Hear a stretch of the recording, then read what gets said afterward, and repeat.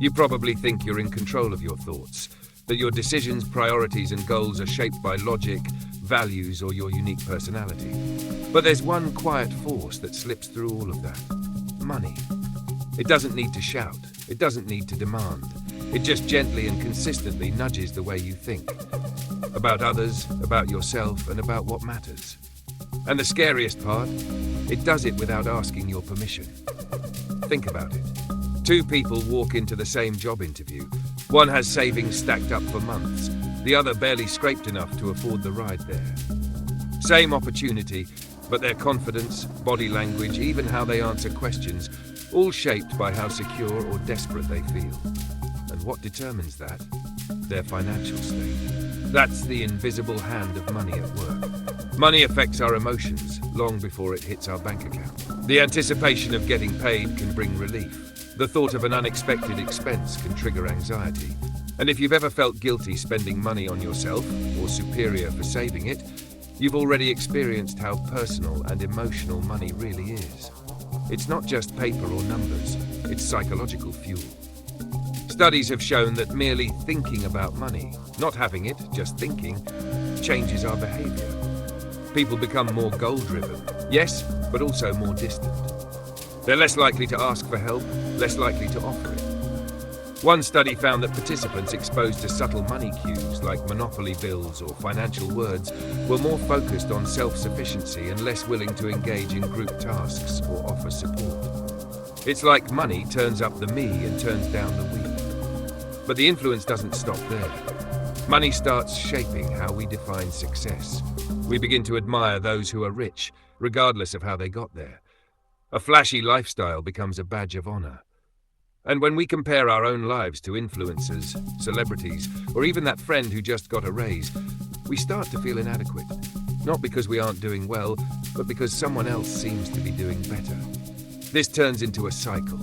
You set a goal, an income, a possession, a lifestyle, and tell yourself, once I reach that, I'll feel secure, I'll feel happy. But the goalposts keep moving. You get there, but the satisfaction is temporary. So you chase the next level, and then the next. And just like that, money becomes the silent motor running your decisions, not your values, not your purpose, just a number on a screen. If you're still reading this, or you took time to watch the video, thank you, really. Most people avoid questioning their relationship with money because it's uncomfortable. It means unpacking years of beliefs, habits, even childhood impressions. So the fact that you're here, willing to reflect, means you're already ahead of the curve. You're doing the inner work that most people skip. Now here's another layer. Money changes how we treat time. When you start equating time with income, rest starts to feel expensive. Scrolling on the couch, taking a nap, reading a book, these suddenly feel like luxuries. You might even catch yourself feeling guilty for not being productive every hour. But here's the catch. Constant productivity isn't the same as progress. Sometimes the biggest leaps come from stillness, from reflection, not action. Money also plays a role in our relationships. Ever noticed how conversations change based on who makes more?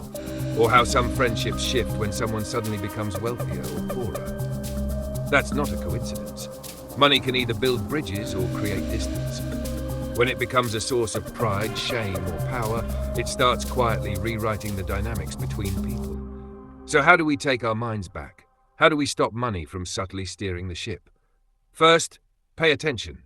Notice how your mood shifts based on money, not just the presence or absence of it, but even thoughts about it. Does a big paycheck make you feel invincible? Does an unexpected bill ruin your whole day? Those reactions are signals. Listen to them. Second, question the beliefs you've inherited. Maybe you grew up thinking money is scarce, or that rich people are greedy, or that spending on yourself is selfish. Are those ideas really yours, or were they passed down without permission? Third, redefine success. Instead of chasing a number, focus on how you want to feel: peaceful, free, safe, empowered. Those aren't always tied to income. Some of the most financially wealthy people are mentally poor, constantly stressed, comparing, never satisfied. And some people with modest means live with deep joy and purpose. The difference? Their mindset. Money isn't the villain in your story.